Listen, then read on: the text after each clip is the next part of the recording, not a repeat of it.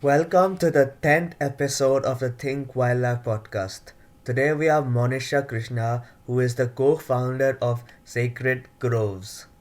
Welcome, Monisha. My first question for you is why did you start Sacred Groves and what is the concept behind it? Okay, so I'm Monisha Krishna. I'm the co-founder of Sacred Groves. For the longest time, my family and I have been concerned about what's happening with the climate, what's happening with, the degradation of forests, of natural habitats all over the world. We are very avid travelers, so while we have been struck by the immense beauty of nature, we've also been horrified at how rapidly things are going downhill. So many years ago, my husband and I, we thought we would like to support a forest, or we would like to support a degraded land in our home country and let it go wild, rewild it to make it a forest. As we were trying to do this, we found that it was a very difficult process. There is a whole lot of regulations around protecting land or buying land, and so on and so forth. So then we thought that we must have a mechanism which makes it easy for environmentally sensitive people to participate in conservation. It should be seamless, and we should use technology to make this process easy. So that is where the idea started, by facing problems ourselves in trying to protect a natural space. Okay, so could you just talk about what the Sacred Groves clusters are and how it works? Okay, so this is how the model works. We've really tried to make a digital twin of a natural space and provide a platform using technology to make it easy to participate in conservation. So the first step is to secure a natural area. Now, we do this either by way of a direct acquisition by the company. This is something we have done with the 3 forests we support today, or by way of engaging with large landholders, primarily governments, partnering with them, and to see how we can secure a natural space and conserve it. So that is the first step: secure a natural space. The second step is to make a digital twin of the area using geospatial imaging. So with geospatial imaging, we are using Google Earth at the moment. We plot the area, and using technology, break it up virtually into digital units, which are called Sacred Grove clusters. Each of these clusters are placed on the blockchain for security, transparency, and traceability. As a guardian, you can support these clusters at a price point of $50 for a time period of 10 years. So it is a one-time fee for a 10-year period. And with that, you get access to our digital platforms, our web and mobile applications, by which you can see the progress of your clusters. You can see what is happening in the forest. You can also see, by virtue of your support, how much carbon is sequestered, how much area is protected, how much pollution is removed over the 10-year period. And there's a whole lot of information available about your support. Now, what we have found is, a lot of times when people support a good cause, they're not able to really see where the money went. So with the Sacred Groves platform, you can see on the Google Earth image exactly where your forest is, exactly where the cluster is, the latitude, longitude of that location, as well as, of course, it's on the blockchain, so it's traceable. We've tried to build in many engaging features. The main one is gifting. So you could gift a Sacred Groves cluster to a loved one or a colleague or a friend on a special occasion, or just to say thank you or as appreciation. So there are 46 gifting occasions. And what takes us 6 to 8 months to onboard a forest for conservation, a guardian can do in a matter of maybe a few seconds, or at most a minute. There are other features like squads, where like-minded people can get together, form groups, and we hope this will become a social platform for the environmentally conscious. So there are a whole lot of engaging features that we've tried to build into the platform to democratize conservation and make it mainstream. Okay. And how exactly are these clusters protected on the ground? So, like at the moment, the three forests that we have, the Sacred Groves CIC owns these forests. So, the title is with us.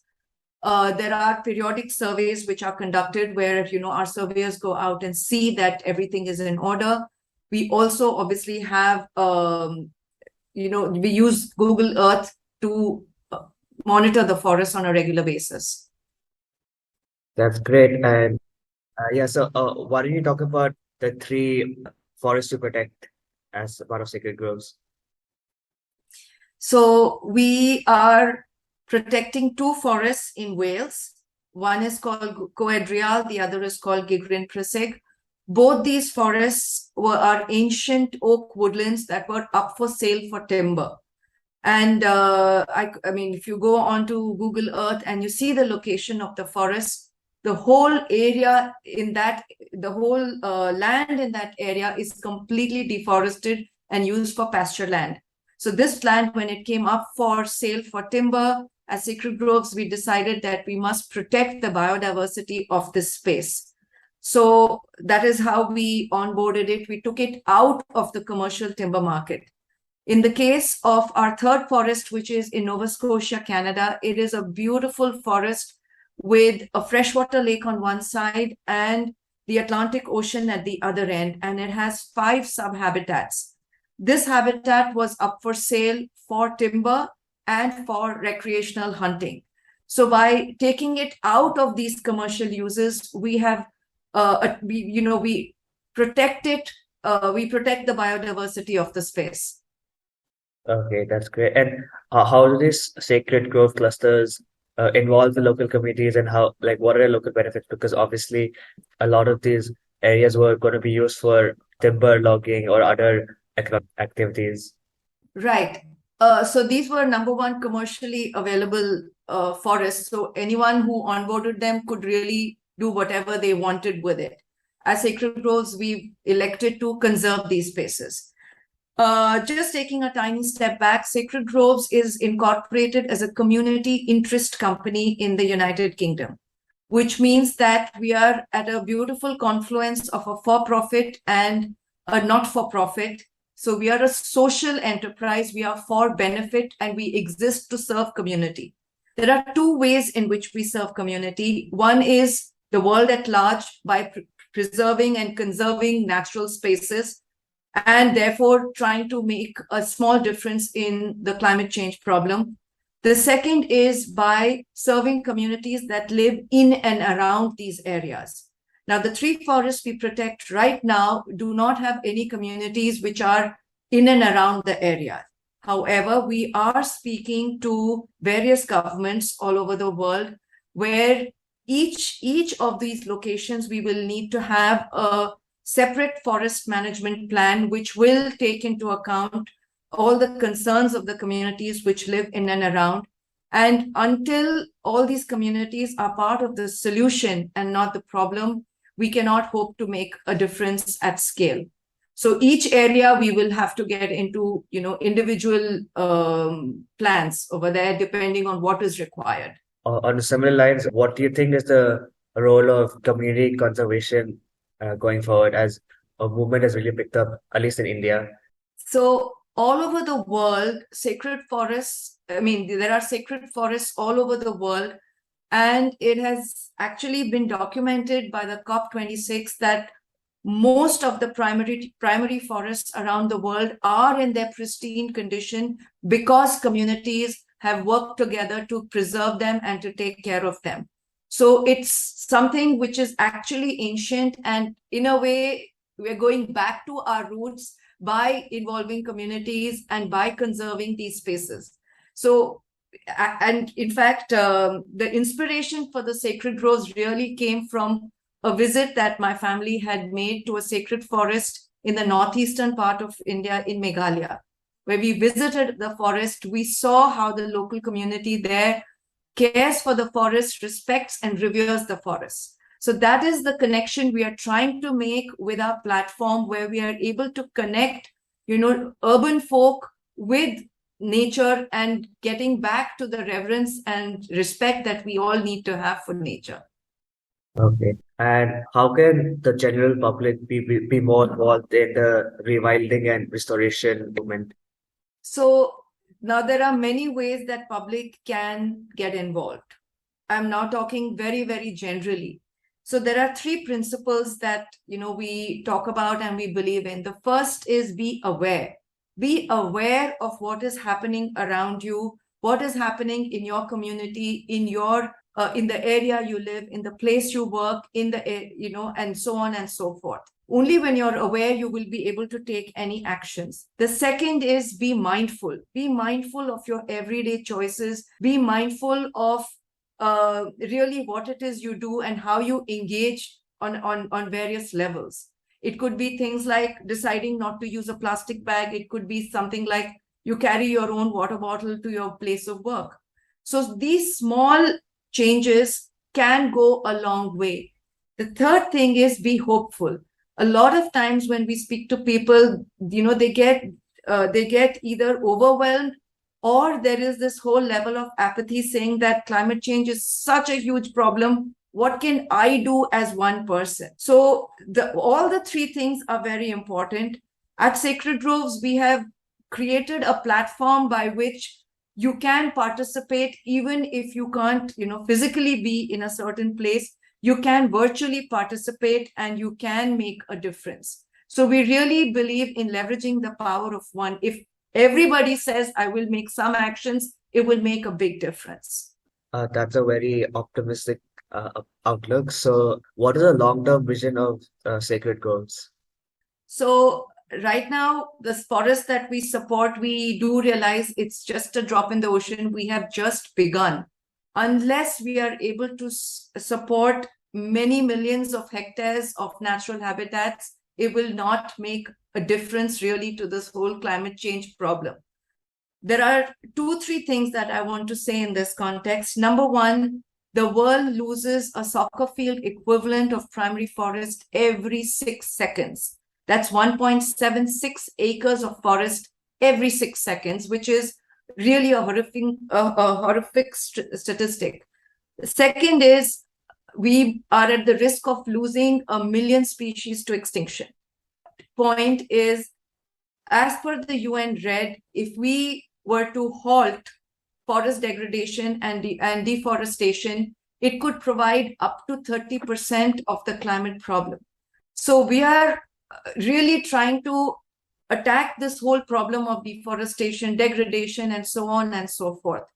And we are racing against time. Our biggest competitor is time, because the climate indicators are deteriorating very, very rapidly. In terms of a timeline, by 2025, we hope to support at least 100,000 acres of natural habitats. Why is preserving natural ecosystems more important than all the restoration works like tree plantations and the various ocean restoration works that are going on? So it's not an either or, so it's not this or that. It has to be and. So that's the first thing. Now, when we talk about conservation of existing natural habitats, all these habitats have developed and are in place today with millennia of evolution. For centuries and millennia, these habitats have existed and they have flourished and they have a place in the larger scheme of things. When a habitat gets destroyed, it upsets the natural balance very, very badly. And besides that, the biodiversity which is lost forever. It is almost impossible to bring back an extinct species. So that is why existing habitats have got to be protected. Plus, the loss that we suffer, even in terms of carbon, it is extremely difficult to bring it back. Now, when we talk about tree planting or habitat restoration, now that is restoration of habitats that have got degraded. So we're trying to bring them back to the normal level, right? So, I mean, it has to go together. We have to conserve what we already have, and we have to restore whatever has got destroyed or degraded. So therefore, I wouldn't say it as this versus that. It's together. Yeah. And one thing about habitat restoration is that most people associate it with tree plantations. Only way we can restore an ecosystem is by planting trees. So just talk about why tree plantation is not the only solution and the issues which arise from only relying on tree plantations. So there are many things with tree plantations. The first thing is any tree plantation has to be done extremely carefully and very scientifically. You have to use native species. The soil and the ecosystem has to support it.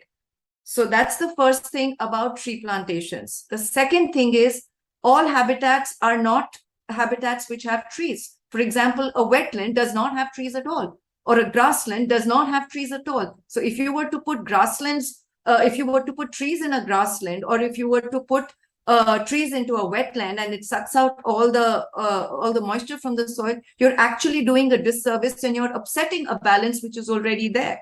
So ecosystems are very varied. There could be a marshland, it could be a peat bog. Trees are not the only thing when we talk about ecosystems. They are one ecosystem out of many. The second thing is with tree plantations, trees have a mortality rate of almost 80% if they're not cared for. So it is very important to follow up on it. Yes, one does, see some gimmicky actions where you say, okay, I'm going to plant X number of trees. But after maybe a year or 2 years, how many trees are still left standing? Another thing connected with this is after 10 years, those trees should not be cut down for timber. I mean, that ecosystem, whatever has been created, should be there for posterity and not for just a short time. So there's a whole lot of stuff which goes behind even tree planting or restoration of any habitat. So habitat restoration is not only tree planting. It could be many, many things. That is very well explained, and that is my final question. So, thank you for this, a wonderful opportunity to include you on this podcast. Thank you very much. Thank you for having me.